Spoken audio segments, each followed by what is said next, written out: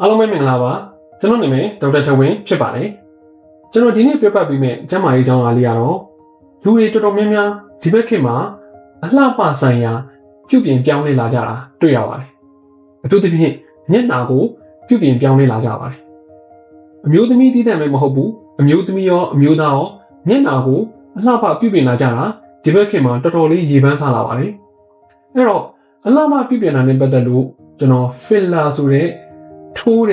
ထိုးစည်းလေးအကြောင်းကျွန်တော်ရှင်းပြချင်ပါတယ် filler ဆိုတာမြန်မာလိုဆိုရင်ကျွန်တော်တို့ပြင်ပြီးတော့ဖြည့်တယ်လို့အဓိပ္ပာယ်ရပါတယ် fill ဆိုတာဖြည့်တာပါ filler ဆိုတာပြန်ဖြည့်တဲ့ဟာဖြစ်ပါတယ်ဥပမာကျွန်တော်ခြိုက်နေတဲ့နေရာတွေဥပမာ line ပေါ်နေတဲ့နေရာတွေပရေတွန့်နေတဲ့နေရာတွေဒါတွေကိုကျွန်တော်တို့ဒီထိုးစည်းလေးထိုးပြီးတော့ပြန်ဖောင်းလာအောင်ပြန်ဖြည့်ပြီးတဲ့နည်းဖြစ်ပါတယ် filler မှာအမျိုးအစားအဖြစ်၃မျိုးရှိတယ်လို့ကျွန်တော်ပြောချင်ပါတယ်နံပါတ်1ကတော့ temporary လို့ခေါ်ပါတယ် temporary ဆိုတာခဏတာပဲအာနိသင်ပြပါတယ်အဲ့တော့ခဏတာပဲအာနိသင်ပြတယ်ဆိုတော့အချိန်အဖြစ်6လကလေ12လကြာအာနိသင်ပြတာကို temporary လို့ခေါ်ပါတယ်ဒုတိယတစ်ချက်ကတော့ semi temporary ဖြစ်ပါတယ်အဲ့ဒါကတော့ temporary လောက်ခဏမဟုတ်ဘူးအချိန်လေးနည်းနည်းလေးပိုကြာသွားတာဖြစ်ပါတယ်သူဒီ12လလေး18လကြာတာဖြစ်တတ်ပါတယ်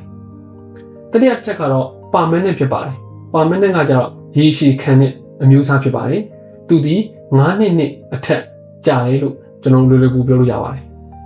ဒါပေမဲ့အတိကဒီလို filler တွေအများကြီးနောက်ပိုင်းထိုးလာတဲ့အချိန်မှာအားလုံးဒီဗီဒီယိုကြည့်လူတွေတော်တော်များများသတိထားမိမယ့်အချက်လေးတစ်ချက်ကိုကျွန်တော်ရှင်းပြချင်ပါတယ်အဲ့ဒါဘာလဲဆိုတော့ filler ရဲ့အန်ဒီရဖြစ်ပါတယ်အခုလိုကျမ်းမာရေးဗီဒီယိုတွေကိုအမြဲတမ်းကြည့်ရှင်နေဆိုရင် DOCHTAT ဆိုတဲ့ယခု YouTube channel လေးကို subscribe လုပ်ထားပါလို့အကြံပေးချင်ပါတယ်အခုဗီဒီယိုရဲ့ညာဘက်ထောင်အောက်လေးမှာ subscribe ဆိုတဲ့အနီအောင်ခလုတ်လေးရှိပါတယ်အဲ့ဒီခလုတ်လေးကိုနှိပ်ထားခြင်းအပြင်ကျမ်းမာရေးဗီဒီယိုတွေကိုအမြဲတမ်းကြည့်နိုင်မှာဖြစ်ပါတယ် subscribe ဘေးနားမှာရှိတဲ့ခေါင်းလောင်းလေးကိုလည်းအမြဲဖွင့်ထားပါလို့ကျွန်တော်အနေနဲ့အကြံပေးချင်ပါတယ်ဒါမှသာကျွန်တော်စီယာကျမ်းမာရေးဗီဒီယိုတွေတက်လာတိုင်းကိုယ့်စီကိုပေါ်လာမှာဖြစ်ပါတယ်အားလုံးကိုကျေးဇူးတင်ပါတယ်ဒီနေ့ပြောပြမယ့်အကြောင်းအရာတွေကတော့ filler ရဲ့ NDA ကိုကျွန်တော်အသေးစိတ်ရှင်းပြမှာဖြစ်ပါတယ်ကိုယ့်ရဲ့အနီးနားပတ်ဝန်းကျင်တော်၎င်းနိုင်ငံတကာမှာတော်၎င်းမျက်နှာကိုဆေးတွေအများကြီးထိုးပြီးတော့ပုံပြတ်သွားတဲ့သူတွေကြောက်စရာကောင်းရုပ်ဆိုးသွားတဲ့သူတွေအများကြီးတွေ့ဖို့မယ်လို့ကျွန်တော်ယုံကြည်ပါတယ်ကိုယ့်ရဲ့အမှုပညာရှင်တွေမှာရောဒီလိုဆေးထိုးပြီးတော့မျက်နှာပုံပြတ်သွားတဲ့သူမျက်နှာမလှတဲ့သူကိုသိတဲ့သူဘယ်နှယောက်လောက်ရှိလဲကျွန်တော် comment မှာရေးပေးပါပြည်တွင်းပဲဖြစ်စီပြည်ပပဲဖြစ်စီဘယ်သူမှမဆိုကျွန်တော် comment မှာရေးပေးစေချင်ပါတယ်ဘယ်နှယောက်လောက်သိလဲဆိုတာကျွန်တော်ကြည့်ချင်လို့ဖြစ်ပါတယ်ဒီဗီဒီယိုလေးကတော့ filler ထိုးတာများသွားပြီးတော့မျက်နှာဘလို့အန်ဒီရရှိသွားလဲဆိုတဲ့အချက်ကိုကျွန်တော်ဗီဒီယိုလေးမှာအသေးစိတ်ရှင်းပြမှာဖြစ်တဲ့အတွက်ကြောင့်ဒီဗီဒီယိုလေးကိုအဆုံးထိကြည့်ပေးပါလို့ကျွန်တော်အနေနဲ့အကြံပေးလိုက်ချင်ပါတယ်ဒါဆိုရင် filler ထိုးတာများပြီးတော့ဖြစ်တတ်တဲ့ဆိုးကျိုးတချို့ကိုကျွန်တော်ရှင်းပြချင်ပါတယ်လွယ်လွယ်ပြောရမယ်ဆိုရင် filler ဆိုတာဖြည့်စည်းလို့ခေါ်လို့ရပါတယ်ဟောဆိုလူနေနေရာကိုပြန်ဖြည့်ပေးတာအင်္ဂလိပ်လိုဆိုရင် filler ဖြစ်ပါတယ်အဲ့တော့ကဘာမှာရော filler အထိုးများပြီးမျက်နှာတွေစုပ်ပြတ်တတ်သွားတဲ့သူတွေအများကြီးရှိပါတယ်အဲ့တရားတချို့ကိုကျွန်တော်ရှင်းပြပါမယ်နံပါတ်1 pillow face ဖြစ်ပါတယ် pillow face ဆိုတာမျက်နှာခေါင်းအုံးလိုမျိုးဖောင်းကြီးဖြစ်နေတာကို pillow face လို့ခေါ်ပါတယ်အဲ့တော့ဘယ်လိုမျိုးဖောင်းဖြစ်နေလဲဆိုတော့မျက်နှာပတ်ပတ်လည်းအကုန်လုံးကအရန်ရောင်ကိုင်းပြီးတော့ဖောင်းနေတယ်တချို့တွေကမသိအထိုးခံထားရသူမျိုးဖောင်းနေတတ်တယ်မျက်လုံးဘောက်ကကျင်းသွားတဲ့အထိမျက်နှာရဲ့အသားတွေကဖောင်းနေတတ်တယ်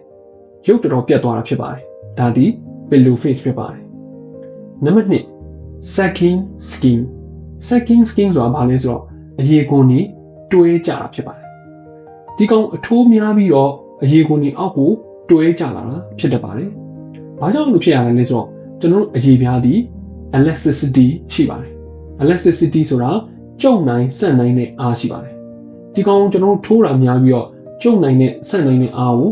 တွားပြီးတော့ခြေဖြတ်လိုက်တယ်လို့ဖြစ်တယ်ဖြက်စီးလိုက်တယ်လို့ဖြစ်ပြီးတော့ဒီကောင်ဒီအရေခွံကအောက်ကိုတွဲကြလာတယ်လို့ဖြစ်တတ်ပါတယ်ဒါသည် sagging skin ဖြစ်ပါတယ်နံပါတ်3ချက်ကတော့ premature aging အချက်ဖြစ်ပါတယ် premature aging ဆိုတာအရွယ်မတိုင်ခင်အိုမင်းရင်ရောတာဖြစ်ပါတယ်ဒီကောင်ကထိုးတာများသွားတဲ့အခါမှာတချို့သောသူတွေမှာအရွယ်မတိုင်ခင်အိုမင်းရင်ရောတဲ့ပြဿနာကိုခံစားတတ်ပါတယ်နံပါတ်၄ချက်ကတော့ lumps and granuloma ဖြစ်ပါတယ်အဓိက filler ဆိုတာဖြည့်စည်းလို့ကျွန်တော်ပြောခဲ့ပေးခဲ့ပါတယ်အဲ့တော့ဖြည့်တဲ့နေရာမှာမျက်နှာဟိုဖြည့်ဒီဖြည့်နေနေတချို့သောနေရာမှာမညီမညာတွေဖြစ်ပါတယ်အဲ့တော့တချို့သောနေရာတွေမှာကျတော့ဒီ filler လို့ခေါ်တဲ့ဒီဆေးတွေကတနေရာထဲမှာတွားပြီးတော့စုသွားတတ်ပါတယ်တနေရာထဲမှာအများကြီးစုတယ်တချို့နေရာမှာကျတော့ရွေ့နေတတ်တယ်အဲ့လိုဖြစ်သွားတဲ့အချိန်မှာကျွန်တော်အလုံးတွေအကျိတ်တွေပေါ်လာတတ်ပါတယ်မသိရင်မျက်နှာမှာအကျိတ်ကြီးဖြစ်နေသလိုအလုံးကြီးဖြစ်နေသလိုဖြစ်တတ်ပါတယ်ဒါက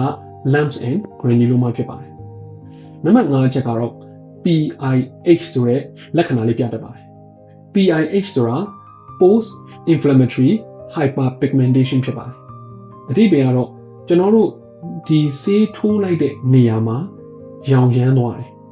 ရောင်ရမ်းသွားပြီးတော့အရောင်ပြန်ကျသွားတဲ့အချိန်မှာဘာဖြစ်လဲဆိုတော့သူကမဲခွက်တွေအညိုခွက်တွေထွက်လာတတ်တယ်ဒါကို post inflammatory hyperpigmentation လို့ခေါ်ပါတယ်နံပါတ်6ချက်ကတော့ skin necrosis ဖြစ်ပါတယ် skin necrosis ဆိုတာဘာလဲဆိုတော့အရည်ပြားပျက်စီးသွားတာဖြစ်ပါတယ်တချို့သောသူတွေမှာအရည်ပြားမှာပုံမှန်အရည်ပြားလိုတင်းရင်မှုလှပမှုမရှိတော့ဘဲနဲ့အရည်ပြားပျက်စီးသွားတာရှိတတ်ပါတယ်နံပါတ်9ချက်တချို့သောသူတွေမျက်လုံးနာအနီးတစ်ဝိုက်မှာ filler ထိုးခြင်းကြောင့်မျက်စိကန်းသွားတာ blindness မျက်စိကန်းသွားတဲ့အထိဖြစ်တတ်ပါတယ်ဒီအချက်9ချက်ပြင်တခြားသောဘေးထွက်ဆိုးကျိုးလေးတွေရှိပါသေးတယ်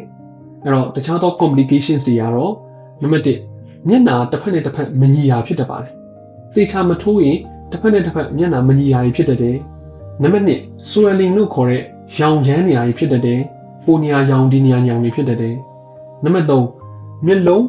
အိတ်အောက်မှာအိတ်ကလေးတွေပိုလာတတ်တယ်ဒီမျက်စိအိတ်အောက်ကလေးမှာ filler တွေဝင်သွားပြီးတော့အဲ့မှာဖောင်းနေတာရောင်နေတာဖြစ်တတ်တယ်နံပါတ်4အယိုးနှစ်ခုဒီနားမှာရှိတဲ့နော်ပါးနားမှာရှိတဲ့အယိုးနှစ်ခုကမသိရင်ကြောက်ခဲကတ်ထားသလိုမျိုးအတုံးကြီးအတစ်ကြီးဖြစ်နေရရှိတတ်ပါတယ်ဒါကတော့ဘေးထွက်ဆိုးကျိုးတချို့ဖြစ်ပါတယ်ဒီအတွက်ကြောင့်ဒီဘက်ခေတ်မှာအလှပနဲ့ပတ်သက်လို့အရန်ခေတ်စားနေတဲ့ခေတ်မှာကိုယ့်ဘာကိုရှောက်လုပ်နေမဲ့စာကျွမ်းကျင်တဲ့ဆင်အောင်နဲ့တေချာစွာဆွေးနွေးတိုင်ပင်ပါလို့ကျွန်တော်အနေနဲ့အကြံပေးလိုက်ချင်ပါတယ်တချို့သော case တွေမှာဘယ်လိုဖြစ်လဲဆိုတော့ဒီလိုမျိုးမျက်နှာကိုကိုယ့်ဘာကိုခွဲစိတ်တာပြုပြင်တာဟာအရန်ဆွဲလန်းစေပါတယ်အခုဒီဗီဒီယိုထဲမှာကြည့်တဲ့သူတွေထဲမှာကိုယ့်ရဲ့မျက်နှာကိုအလှပနဲ့ပတ်သက်လို့ပြုပြင်မှုလားဆေးထိုးမှုလားဒီလိုမျိုးတွေပြုလုပ်မှုပါသလားအဲ့လိုမျိုးပြုလုပ်မှုတွေဆိုရင်ကျွန်တော်အကြံပေးချင်ပါတယ်သူကတစ်ခါလုပ်ပြီးသွားရင်အမြဲတမ်းဆွဲလန်းစေတဲ့စိတ်ဖြစ်ပေါ်စေတတ်ပါတယ်ဒီအတွက်ကြောင့်တန်ဆေးလွန်ဘေးဖြစ်တယ်လို့ကျွန်တော်ကြိုပြီးတော့အကြံပေးလိုက်ချင်ပါတယ်တိကျတေချာတဲ့ကျွမ်းကျင်တဲ့ဆရာဝန်တွေတေချာဆွေးနွေးပါကိုအမြဲတမ်းဆွဲလန်းနေတဲ့စိတ်ကိုလည်းတတ်နိုင်တဲ့လောက်လျှော့ပါလို့ကျွန်တော်အကြံပေးချင်ပါတယ်ကျွန်တော်ထပ်ပြောပြစီကိုသိရဲ့အမှုပညာရှင်တွေမှာဆေးတွေအများကြီးထိုးမျက်နှာကိုအများကြီးပြုပြင်ပြီးတော့ပုံစံပြတ်သွားတဲ့သူဘယ်နှယောက်လောက်ရှိလဲကိုသိရဲ့သူများရှိရင် comment မှာရေးပေးပါကျွန်တော်ဘယ်နှယောက်လောက်သိလဲဆိုတာ comment မှာဖတ်ချင်ပါတယ်ဒီဗီဒီယိုလေးကိုကြည့်ပြီးအကျိုးကျေးဇူးရှိတယ်ဆိုရင် comment မှာ yes ရေးပေးပါ